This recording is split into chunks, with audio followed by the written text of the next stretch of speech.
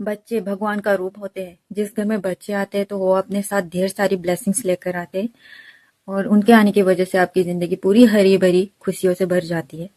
तो मैंने ऐसे कई मैरिज कपल को देखे हैं जिनके बच्चे ना होने की वजह से उनके रिश्तों में काफ़ी करवाते आ चुकी है। तो मैंने ऐसे कई औरत को भी देखी है जो एक औलाद की उम्मीद में दिन रात रोती रहती है। तो बहन रोएगा मत, आपको स्ट्रांग बनना है, क्योंकि रोने से कुछ नहीं होता, कुछ भी नहीं होता, कुछ ठीक नहीं होगा। आपको खुद स्ट्रांग बनना है, आपको खुद अपनी हेल्थ इम्प्रूव करने की ज़रूरत है और इस सफ़र में मैं आपके साथ दूंगी। तो मुझे फॉलो करिएगा, मैं सब कुछ अच्छी तरीके से आपको समझा दूंगी कि ताकि आप जल्दी से कंसीव कर सके, आपके घर पे एक नन्हा सा बच्चा जल्दी आए। तो देखिएगा, देखते रहिएगा।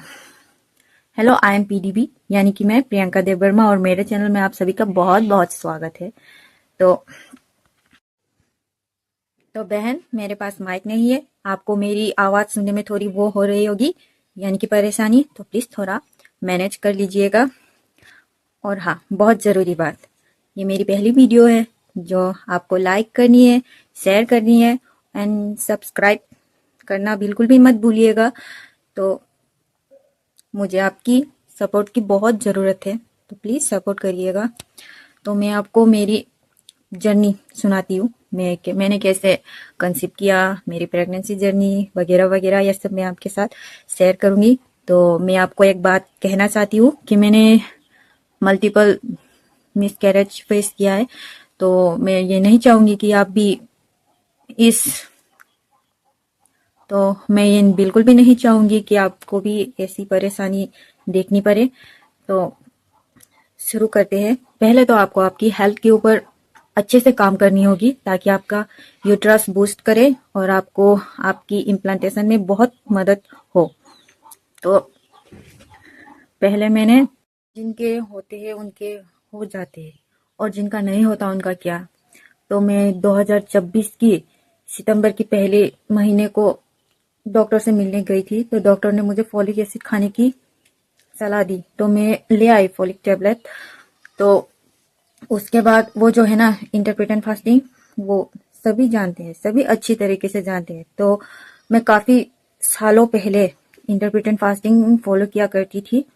तब यूट्यूब पर कोई इतने अच्छी तरीके से मतलब एक्सप्लेन नहीं करता था इस फास्टिंग के बारे में।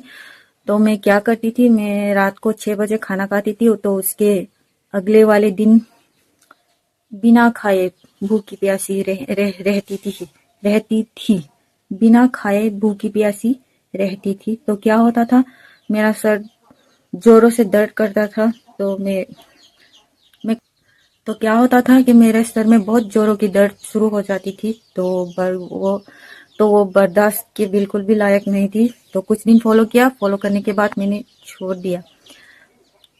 तो मैंने अब क्या किया, तो इस बार मैंने रात में मैं 6 बजे के आगे खाना खा लिया करती थी उस समय।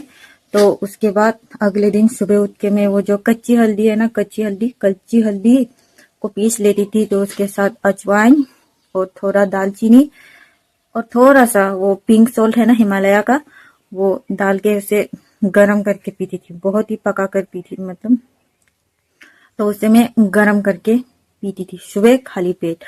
तो उसके बाद एक एप्पल, तो उसके बाद जब मेरा फास्टिंग में एप्पल के साथ ब्रेक करती थी, एप्पल थे, थोड़ा ड्राई फ्रूट्स में सोक करके रखती थी रात को ही।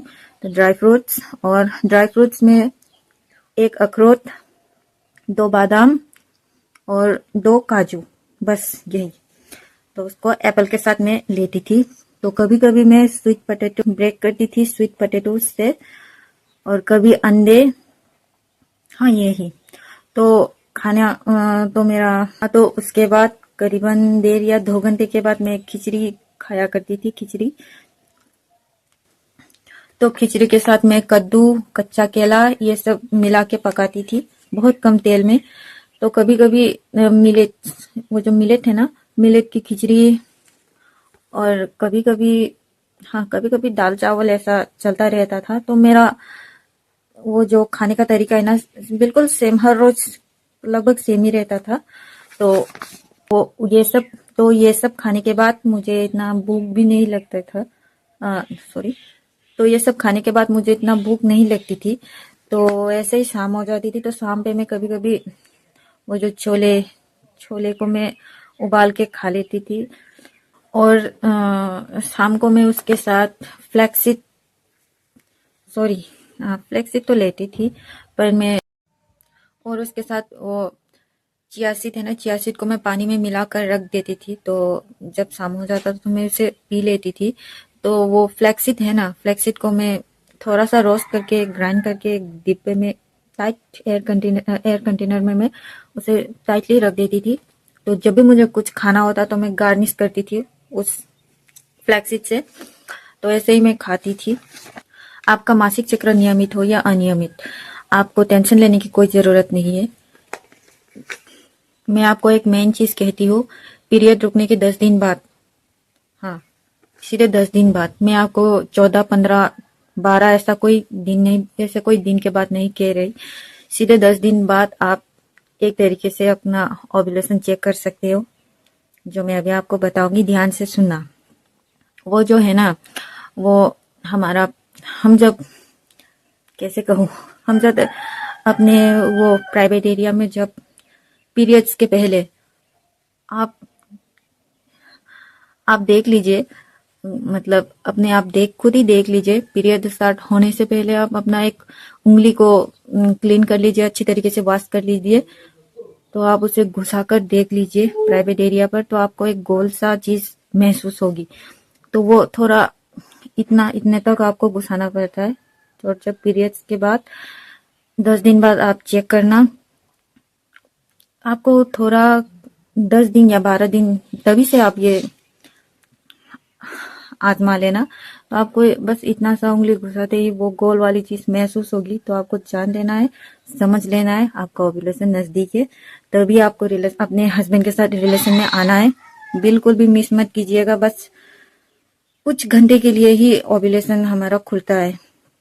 तो इस महत्वपूर्ण समय को आप ऐसे जाया मत जाने दीजिएगा। तो तभी से आपको हफ्ते या 10 दिन तक अपने हस्बैंड के साथ रिलेशन रखनी है। तो उसके बाद आप देख लीजिएगा, आप ज़रूर, आपकी प्रेगनेंसी रुक जाएगी। मेरा था ना, मैं सितंबर से अपने हेल्थ के ऊपर काम कर रही थी। तो सितंबर नवंबर को मेरा, मतलब, रिजल्ट पॉजिटिव आया। तो अब मेरा बेटा 1.5 साल का हो गया है। अगर एक बार में आपकी प्रेगनेंसी नहीं ठहरती तो आपको अगले महीने ठीक इसी तरह आजमाना है। मेरी माने तो मुझे 1 महीने में, 1 या 2 महीने के बाद ही मेरा रिजल्ट पॉजिटिव आ गया था। तो मैं ये सोचती हूँ कि आपका भी जल्दी ही पॉजिटिव आ जाएगा। और हाँ बहन, जब आपकी प्रेगनेंसी रुक जाए, ठहर जाए, तो आपको तुरंत फास्टिंग छोड़ देनी चाहिए। मेरा ना 2 महीने पे ही प्रेगनेंसी, यानी कि मेरा गर्भ ठहर गया था, तो मैंने अगले दिन से ही वो फास्टिंग छोड़ दिया। क्योंकि आपके अंदर जो नन्हा सा प्यारा सा ग्रो हो रहा है ना, उनके डेवलप के लिए, उनके सेहत के लिए आपको खाना जरूरी है। वो आपको फर्स्ट, सेकेंड और थर्ड ट्राइमेस्टर के हिसाब से अपनी कैलोरी बढ़ानी चाहिए, ताकि आपके बच्चे की सेहत अच्छी तरीके से बनी रहे। और इस दौरान आपको और भी कई चीज़ों के ऊपर ध्यान रखने की आवश्यकता है। अगर आप अंडे खाते हो, जैसे हाफ बॉईल करके खाते हो, तो आपको यह आदत छोड़ देनी चाहिए। क्योंकि आधे कच्चे वाली चीज़ें आप बिल्कुल भी ना खाएं, क्योंकि इसमें बैक्टीरिया होने के चांसेस काफ़ी बढ़ जाते हैं। अगर आप मछली खाते हो तो उसे अच्छे तरीके से पकाएं, ओवर कुक करके ही खाएं। वो जो सैल्मन खाते हैं, सैल्मन खाना बिल्कुल भी आपको बंद, एकदम से ही बंद कर देना चाहिए। और जिन्हें स्प्राउट, सलाद ऐसा खाने की आदत है, उन्हें उन्हें ना एक बार गर्म पानी से, एकदम गर्म पानी से धो धो कर ही खाना चाहिए, क्योंकि उसमें भी बैक्टीरिया होने की चांसेस है। तो माना कि ऐसा करने से, ऐसा करने से वो जो खाने की न्यूट्रिशन वैल्यू वो थोड़ी कम हो जाएगी। पर कोई बात नहीं, होशियार रहिए, यही आपके लिए बेहतर होगा। ये कैल्शियम आयरन की टेबलेट लेना शुरू करेंगे तो आपको वो सेपरेटली लेना होगा, मतलब अलग अलग करके लेना होगा। आयरन, अगर आप सुबह आयरन की गोलियां लेते हैं तो शाम को कैल्शियम ले, या फिर आप सुबह कैल्शियम और शाम को आयरन, जैसे भी आपकी मर्जी आप ले सकते हैं, लेकिन एक साथ नहीं, बिल्कुल भी नहीं, अलग अलग। 3 महीने बाद आपको एक वैक्सीन लेनी ही लेनी है, जो लेने के बाद थोड़ा थोड़ा बहुत पेनफुल होता है, और उसके बाद सेकेंड वाला वैक्सीन आता है, वो उसमें कोई भी दर्द नहीं, वो आराम से आप ले सकते हो। ले सकते हो नहीं, आपको लेना ही लेना है, दोनों ही वैक्सीन बहुत जरूरी है, आपको लेना ही लेना है। दोस्तों बहनें, मैंने आपको पहले ही बोल दिया था कि ये मेरी पहली वीडियो है, पर आपको सीरियस लेनी है मेरी बातों को, जो जो मैंने कहा है। अगर मुझसे कोई